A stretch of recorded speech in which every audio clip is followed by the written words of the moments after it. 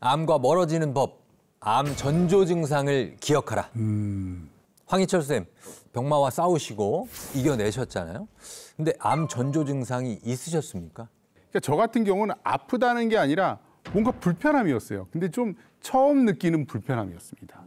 그러니까 옆구리가 약간 땡기는 정도였는데요. 그냥 밤에 어제 잠을 잘못 잤나? 내가 그래서 흔히 말하는 우리가 여기 좀 결리구나, 담에 걸렸구나 이런 증상이었습니다. 그러니까 저는 전조 증상도 중요하지만 내가 모르는 어떤 증상이 나타났을 때 그걸 단순히 넘어가지 말라라고 꼭 충고를 좀 드리고 싶습니다. 한번 체크했다가 반복적으로 오거나 아니면 좋아지지 않고 좀 더 나빠진다면 빨리 가서 검진을 받으라 저는 그렇게 얘기를 드리고 싶습니다. 우리가 암이 너무 많잖아요. 다양한 암들이 많은데 근데 이게 어떤 증상이 생기면 좀 정보가 필요한 게 의심을 해봐야 되는 건가요? 계속 알려드려도 여러분들 또 이게 헷갈리시기도 하고 기억이 안 나니까 반드시 알아야 할 전조 증상 어떤 게 있는지를 좀 짚어드리도록 하겠습니다.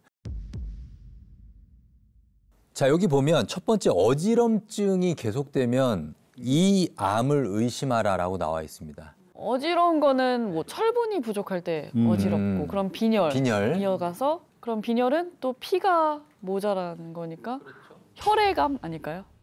자, 정답을 한번 공개해 보도록 하겠습니다. 어지럼증이 계속되면 이 암을 의심해야 합니다. 자, 이 암 뭔지 보겠습니다. 폐암입니다. 폐? 아니 폐암은 주로 우리가 기침을 많이 하거나 뭐 이러면 좀 숨 못 쉬고 상관이 있나 걱정을 했지 어지럼증이랑 폐암은 정말 상상도 못했어요. 무슨 관계가 있는 거예요? 폐암은 우리나라 암 사망률 1위죠. 근데 폐암이 생기면요.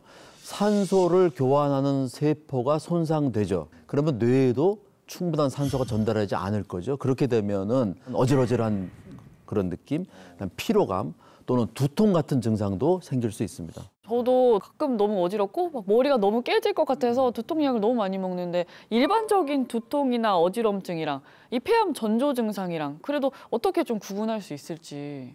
구분할 수 있는 게 그 원인을 좀 보면 알 수 있거든요. 그 폐암으로 인한 두통은 산소 포화도가 떨어지는 거예요. 그래서 단순한 두통보다는 어지러움이나 피로감을 동반합니다. 그것뿐만 아니라 이제 우리가 동반되는 다른 증상, 예를 들어 잦은 기침이나 호흡이 좀 답답하거나 또 흉통이 있다면 이때는 이제 검사를 받아보시는 게 좋을 것 같습니다. 자, 반드시 알아야 할 암 전조 증상 하나 더 알아보겠습니다. 두 번째는 잦은 코피입니다. 낮은 코피는 이 암을 의심하라. 옛날에 드라마 같은 데서 보면은 머리에 종양이 있거나 맞아. 이렇게 하면 코피가 막 나고 그러더라고요. 나고 그래요. 맞아요. 이게 머리 쪽에 뇌에 만약에 암이 있으면은 좀 코피가 나지 않을까 생각이 되는데요. 맞아. 뇌 쪽인 것 같아요. 네. 뇌암? 뇌하고 또 가까우니까. 예. 자, 잦은 코피, 간암을 의심하랍니다. 아니 간암이랑 코피랑은 또 연결고리를 전혀 생각한 적이 없었습니다. 무슨 관계예요? 간은 독소를 해독하는 기능 외에도 또 지혈 돕는 물질 생산도 간에서 하거든요. 근데 간암으로 간 기능이 떨어지게 되면 지혈 돕는 물질이 만들어지지도 않고 작은 혈관들이 터지기 시작해요. 그게 코피까지 연결될 수 있고 또 가벼운 양치질을 해도 잇몸 출혈이 자꾸 생기거나 멍 한 번 들면 회복이 잘 안 되는 증상이 나타날 수도 있습니다. 또 이렇게 한번 피가 나면 상처가 크지도 않은데 잘 멈추지 않는다면 내 간 기능은 괜찮을까? 간 건강을 의심해 볼 필요가 있습니다.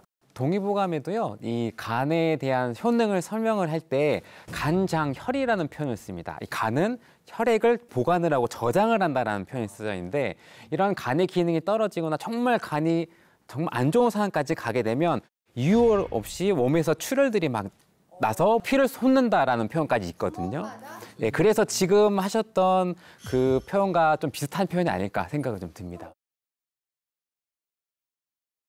자, 다음 암 전조 증상 알아보겠습니다. 다음은 소화가 안 되면 이 암을 의심하랍니다. 이건 제가 100% 맞추겠습니다. 위암이야, 위암.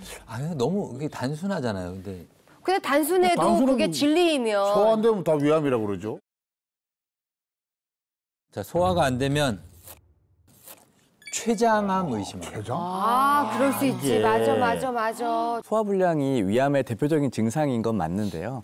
우리가 소화불량도 그냥 하루 이틀 정도 지나고 좋아지는 이런 소화불량 말고 보통 암의 전조 증상들은 계속 시간이 지나고 쉬어도 더 악화되는 게 특징입니다. 보통 소화가 이렇게 계속 안 된다면 췌장암을 의심해 봐야 되는데, 왜냐하면 췌장에서는 우리가 기본적인 소화 요소인 뭐 리파제나 아밀라제 같은 소화 요소를 계속 분비를 하거든요. 이 암이 생기게 되면 소화 요소 분비 기능이 떨어지고 가는 길이 막히기 때문에 소화 기능이 떨어지게 됩니다. 또 기름진 음식을 잘 소화하지 못해서 대변에 기름이 둥둥 뜨는 그런 증상을 동반할 수 있기 때문에 이런 경우에는 반드시 복부 초음파 같은 검사를 해서 췌장 건강을 확인해야 됩니다.